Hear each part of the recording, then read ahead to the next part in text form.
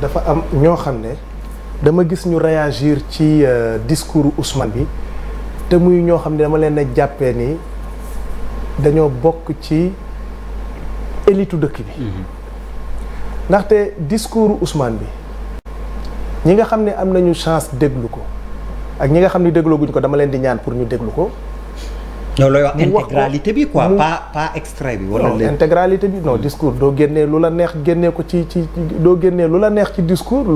kon bu doon loolu li may wax nii sax mën nañ cee génnee lenn wax ci lu garaaw mais phrase boo génne ci discours rek day yàq discours bi complètement ku déglu discours Ousmane du début à la fin. Contrairement à ce que ces réactions là la ñu wax da ngay comprendre ne que ça a été un discours historique d'appel à l'ancrage dans la nation des populations casamançaises. fa mu tàmbalee mooy il ne faut pas tomber dans le piège de Macky Sall. Voilà, c'est la première phrase, je crois, si je ne me... En tout cas, c'est l'une des premières phrases que Ousmane a prononcées dans ce discours-là. Dama ni dama am njàqare parce que ci ñaari fànn soit nit ñi dañu comprendre le discours bi bu boobaa njàqare gi day rëy trop ndaxte bu dee discours la boo xam ne en wolof de surcroît lañ ko defee mu am nit ñoo xam ne mënuñu comprendre discours boobu déjà ñi ma jàpp ne ci crème dëkk bi la ñu bokk loolu njàqare lay jur ci man. beneen fànn bi mooy beneen njàqare bi mooy su fekkente ni c'est des gens qui comprennent le discours mais qui ont voulu manipuler pour diaboliser encore davantage un adversaire politique loolu daf may gën a metti daf may gën a jox njàqare waaye daf may jox tiis également ci sama réew dama jàpp ne un adversaire politique soo ko amee soo koy attaquer da nga koy attaquer avec des moyens conventionnels Ousmane li mu wax lu leer la dafa ni bu leen tombé ci piège u Macky Sall mii nga xam ne dafa stigmatiser les populations casamançaises te loolu Sénégalais yëpp dund ko tous les Sénégalais l'ont vécu je m'en vais m'expliquer xam nga Abdoulaye Der su fekkente ni da nga am un opposant foo tourner yaa ngi koy traité de rebelle un opposant issu du sud yow au lieu que nga tontu ci question yi muy soulever depuis bi Pastef existé ba léegi essayer nañu yëkkati niveau débat bi en parlant d'impôts en parlant de pétrole et en parlant du projet global de Pastef à travers un livre vision que Ousmane a écrit en 2018 au lieu que ñu tontu ci loolu kenn musul dégg benn membre du pouvoir bu mës a apporter une réplique à ces questions li nga daan dégg rek mooy ñii xanaa impôt rek la ñu xam ñii xanaa pétrole rek la ñu xam ñii de ay rebelle lañu ñii donc finalement c'est des gens yoo xam ni toujours dañuy au lieu que ñoom yow da ngay jéem a yëkkati débat bi ñoom ñu koy gën a suufeel Ousmane ñu stigmatiser ko en le taxant de salafiste d'abord de rebelle ensuite de violeur après ba pare boole ci ñuy poser ay actes yu dangereux yu toll nii bu manifestation amee bu ñuy maintenir l'ordre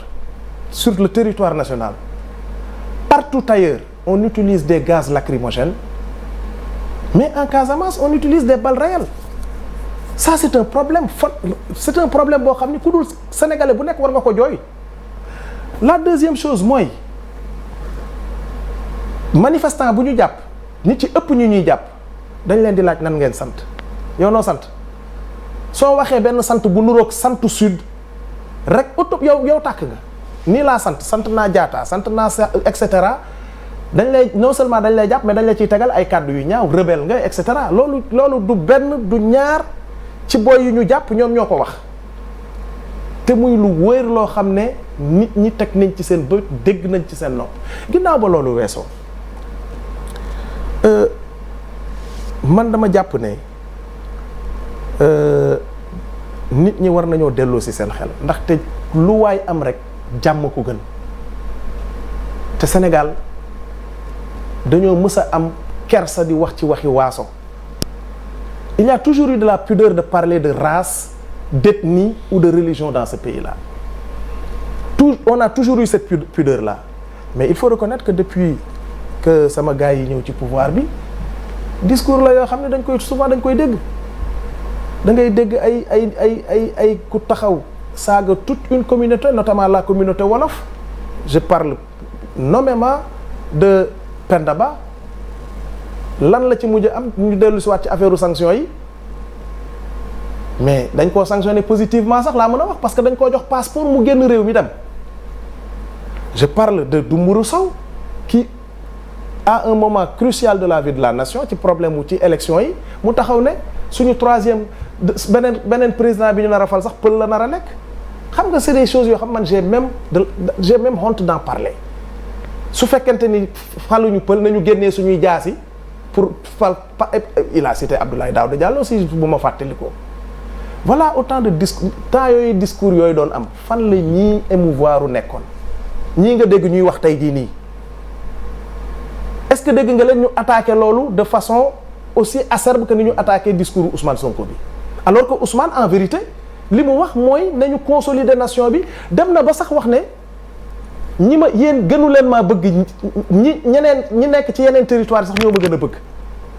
ndax ñooñu bu ngeen ko seetloo saa yu ñu ma menacé ñoo ñëw fanaan sama kër nekk bouclier humain devant moi